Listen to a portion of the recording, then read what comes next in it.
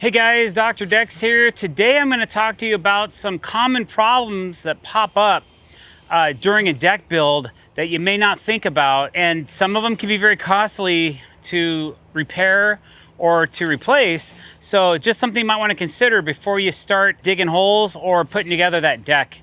So the first thing is underground utilities. When we know we're digging deep, if we're putting in helical piles or we need to go a couple feet down into the ground, I always call for a location of site surfaces before we dig. It's in my state, it's called 811, call before you dig.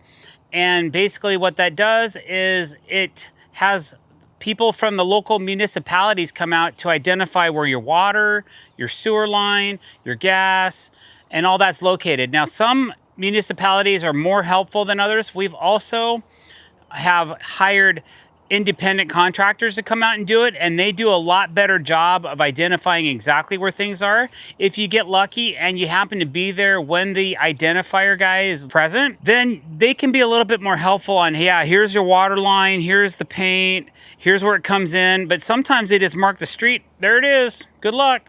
Well, wait a minute, I'm over here in the backyard or side yard.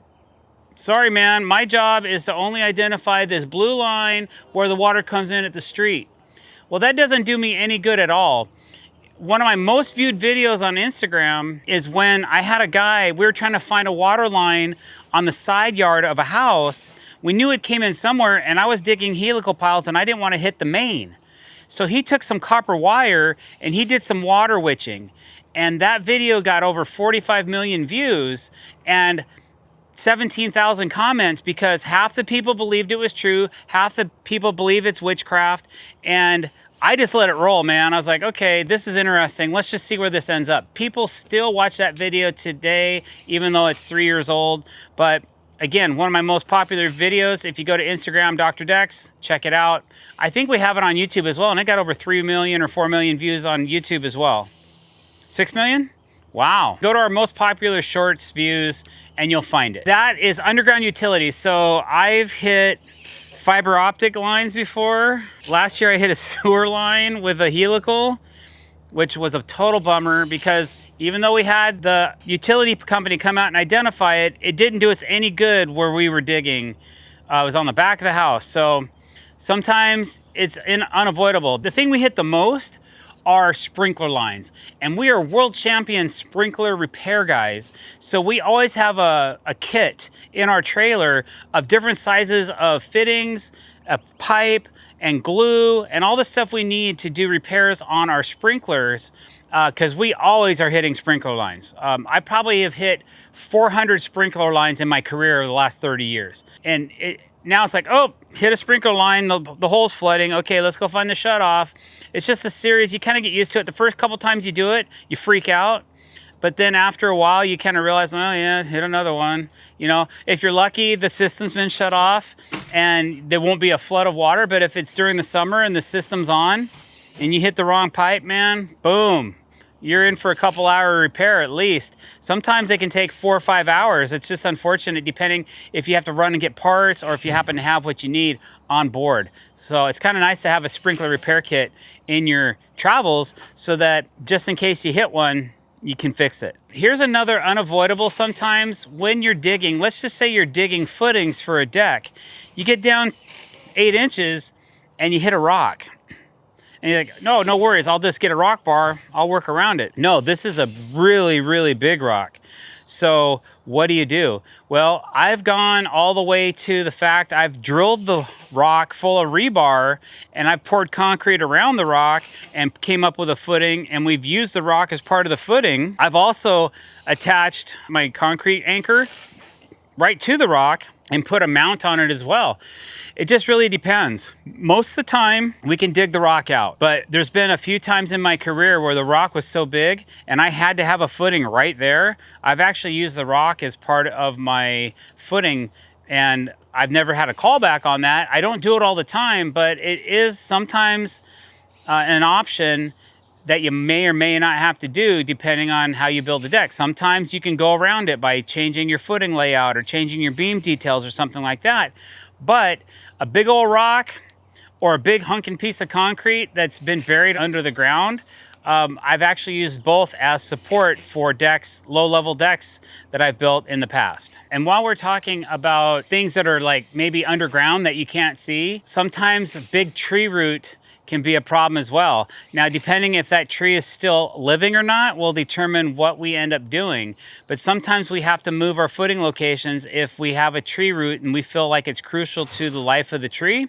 We may not be able to get through it. If it's a smaller root, then we may cut through it and keep digging, but it really depends on what we're cutting through, and what it's attached to will determine if I'm willing to compromise the root or not. This one can be a real bummer. Let's just say you sold a job, sold the deck, you're gonna go over, or you're ready to build your deck, and you're taking the old deck down. Everything looks great until you take the existing ledger board off the house and you realize that the interior rim joist of the house is completely rotten. Oh no.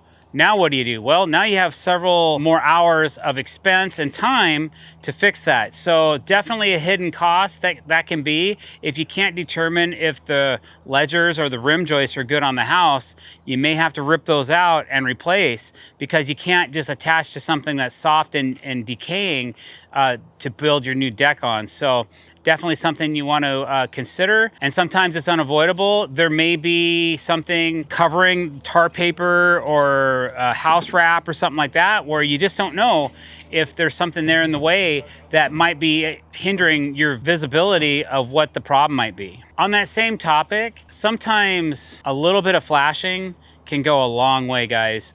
So if you're gonna build a deck and you're putting a ledger on the house and you have the house opened up, you must use flashing. Make sure you're flashing properly. If you don't know how to flash, go to the internet and watch a couple videos on how decks are flashed, so that you make sure that you're not getting any moisture behind the ledger board and into the rim of the house, which is what causes the rim joist to rot. So the house itself is not designed to get wet. So we have to take extraordinary precautions to make sure that that moisture gets its way out and not back into the inside of the house. Sometimes you're building a deck and you're attaching different parts of the deck to the house.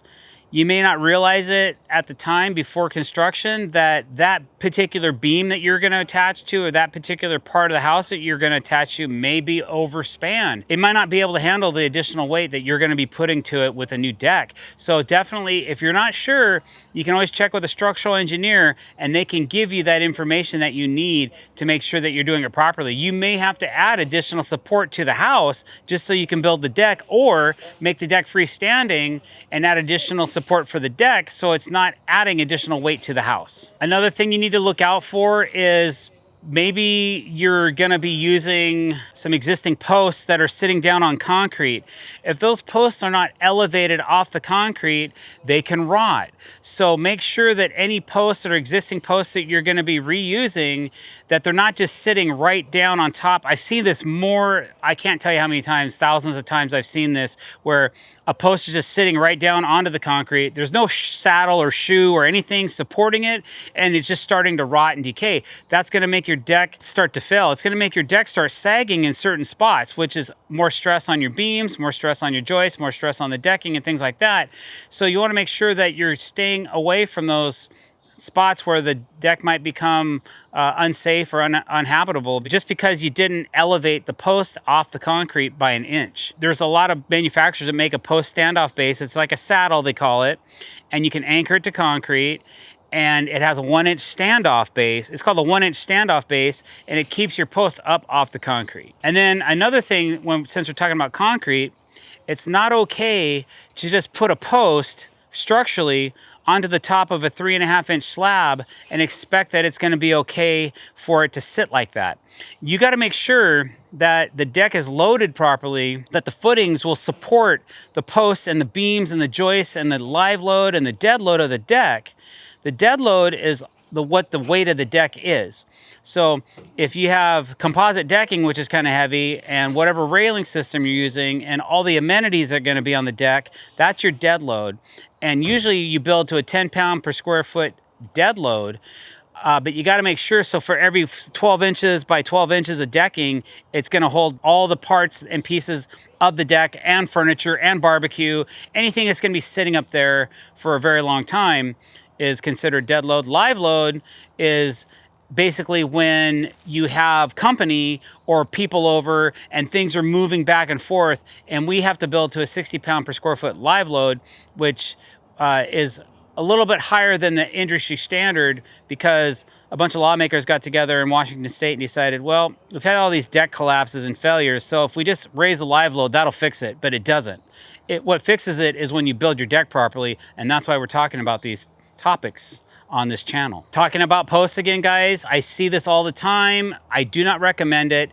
Is any earth to wood contact, like at the base of a post. If you are landscaping your yard and you're putting beauty bark in and you're throwing bark up against the deck post, that is a recipe for rot and decay, and it'll just start to, even if it's pressure treated, it's going to take that post and just decay.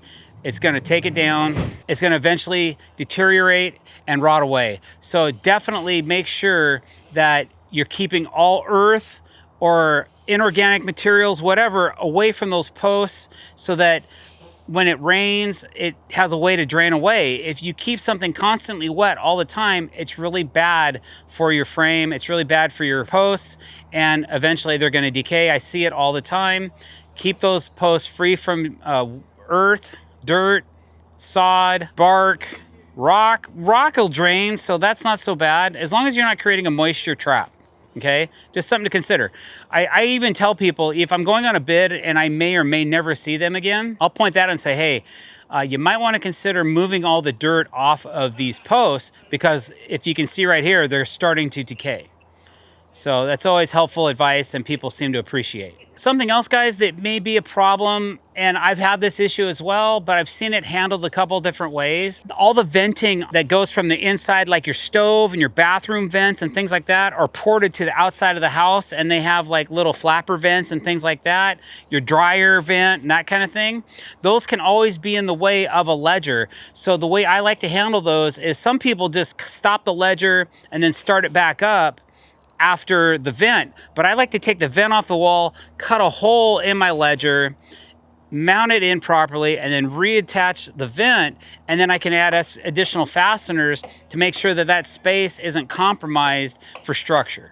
So definitely take a look at that before you get too deep into your deck build and then realize, oh, what's going on here? I've got all these vents, and I've seen 3 or 4 within 2 or 3 feet. Sometimes you got to build a box around them and add the additional support needed to support the deck and the joists, but still allow functionability of the venting. And one last thing, guys, and I've had this problem personally, is when, let's say you're building a large deck and you're getting different multiple lengths of decking. It's the same color, it's from the same manufacturer, but there's 12, 16s, and 20s. Odds are those 12s, 16s, and 20s are gonna have all a little bit different width. Sometimes the manufacturer can be on point.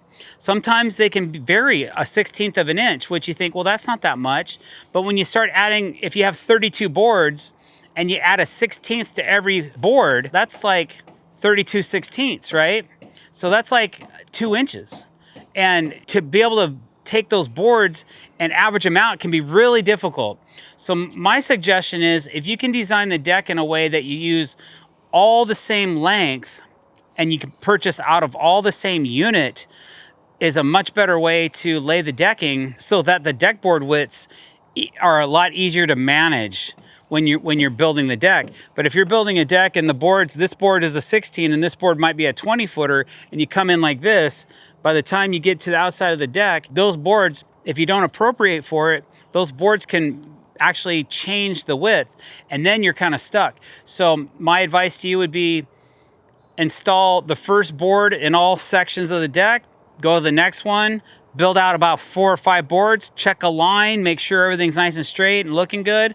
Do it again, do it again, do it again until you're done with the deck. It's more work, more time, but in the end, you'll have a straighter looking deck. So those are some problems that creep up on you guys while you're working on your deck. If you like this video, don't forget to hit that subscribe button and that bell icon to be notified when we're putting out new content. Thanks for watching this video, guys. Have a great day.